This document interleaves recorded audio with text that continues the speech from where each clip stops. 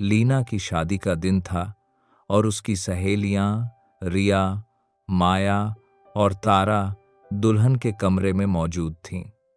माहौल खुशी और उत्साह से भरा था।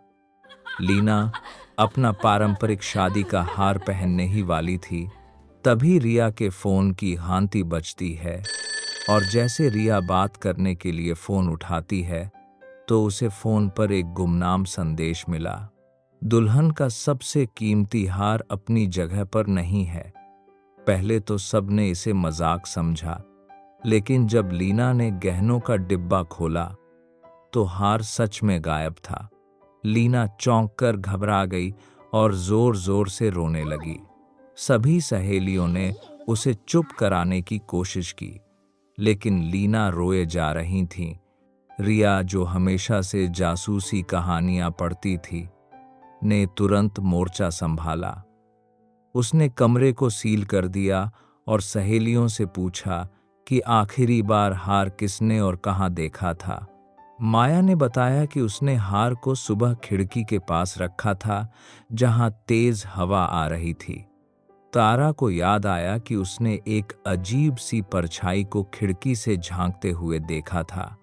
रिया ने तुरंत खिड़की के पास फर्श पर देखा। वहां एक छोटा सा चमकीला धागा पड़ा था, जो न तो लीना के कपड़ों से मेल खाता था और न ही उनकी सहेलियों के। रिया समझ गई कि यह धागा किसी बाहरी व्यक्ति का है।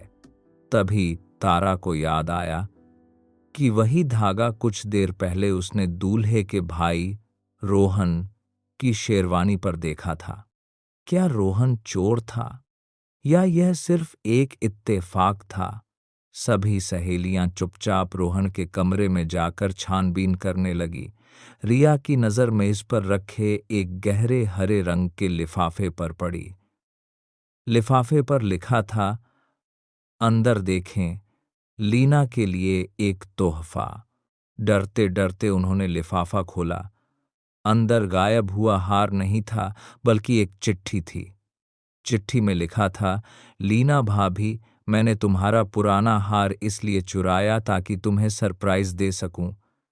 यह लो, एक नया और चमकीला हार जो तुम्हारे लहंगे से पूरी तरह मेल खाएगा। पुराने हार के लिए किचन में रखा लाल डिब्बा देखो। दी सरदार।